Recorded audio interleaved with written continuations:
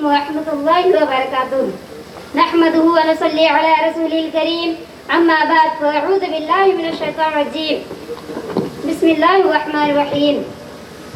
میرے پیارے اساتذہ کرام اور میری پیاری ماں اور بہنوں، میں آپ کے سامنے ایک چھوٹی سی تقریر پیش کرنا چاہتی ہوں۔ میری تقریر کا عنوان ہے جہیز۔ عجب ماجرا ہے حضرات دیکھیے، عجب ماجرا ہے حضرات دیکھیے، داماد مانگتا ہے خیرات دیکھیے۔ اور میرے پیارے اساتذہ کرام اور میری پیاری ماں اور بہنوں، جہیز کا تذکرہ کیا جائے تو مجھے شرم آتی ہے اور نوجوانوں پر جو ڈگریوں کے بلبوتے پر کھلے عام دن دہاڑا جہیز مانگا کرتے ہیں، جنہوں نے اپنی لڑکی کی پرورش کی، اسے علم کے زیور سے آراستہ کیا، تہذیب و تمدن کی دولت سے مالا مال کیا، پھر انہوں نے اپنی بیٹی کو پھول کی طرح سینے سے لگائے رکھا۔ جب اس پھول کو کسی اور کے گھر کو سجانے کی کوشش کی گئی تو وہاں جہیز کے مطالبات ہو جاتے ہیں۔ ان کے حصے میں کچھ کہنا چاہوں گی، غور فرمائیے گا۔ یہاں کھلے عام سودے ہوتے ہیں جہیز کے، یہاں کھلے عام سودے ہوتے ہیں جہیز کے، جہاں لوٹے جاتے ہیں گھر غریب کے۔ جہیز کے پیچھے باپ نے اپنی چمڑی تک لگا دی، جہیز کے پیچھے باپ نے اپنی چمڑی تک لگا دی، پھر بھی انہیں یہ جمائی راہ سنائی۔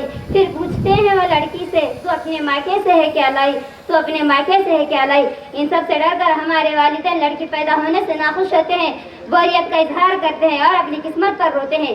ان کے حصے میں کچھ کہوں گی۔ جس رحمت کو جھٹلا رہے ہو بوجھ کا اظہار کرتے ہوئے، جس رحمت کو جھٹلا رہے ہو بوجھ کا اظہار کرتے ہوئے، رہ جاؤ گے آخر صرف افسوس کرتے ہوئے۔ جس جنت کو پانے کے لیے دی جا رہی ہیں ہزار قربانیاں، جس جنت کو پانے کے لیے دی جا رہی ہیں ہزار قربانیاں، وہ درجہ مفت میں دلائیں گی تمہیں تمہاری یہ بیٹیاں، تمہیں تمہاری یہ بیٹیاں۔ اگر یہاں جتنے بھی بیٹھے ہیں ان سے سوال کیا جائے کہ جہیز کیا ہے تو سب یہی کہتے نظر آئیں گے کہ جہیز حرام ہے، جہیز ناجائز ہے اور جہیز شریعت کے خلاف ہے۔ اور اگر لینے دینے کی بات کی جائے تو جہیز بیکن پہن کوئی نہیں کرے گا۔ ارے کرے گا بھی تو کیوں، مفت میں جو سونے کی چڑیا جو ہاتھ لگ رہی ہے۔ اے گمراہیوں، اے ہوس کے پجاریوں، یاد کرو اس روز محشر کو جس دن ہمیں اپنا یہ منہ دکھانا ہے۔ اس دن ترسو گے کاش اگر میں اس دن جہیز نہ لیتا تو میرا یہ حال نہ ہوتا۔ جہیز کا تذکرہ کیا جائے تو مجھے اس 20 سالہ معصوم سمینہ کا چہرہ یاد آتا ہے۔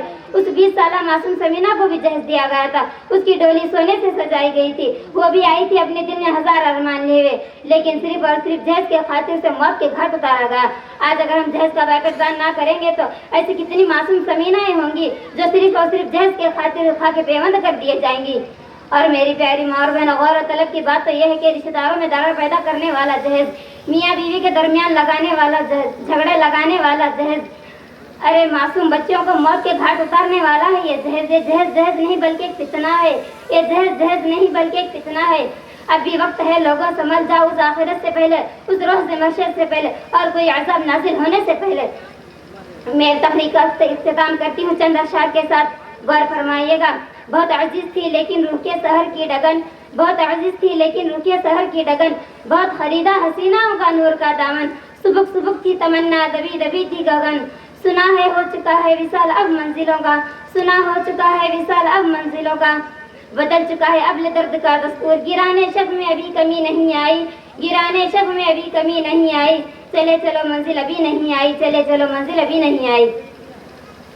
وما علینا الا البلاغ المبین۔ السلام علیکم۔ ماشاء اللہ۔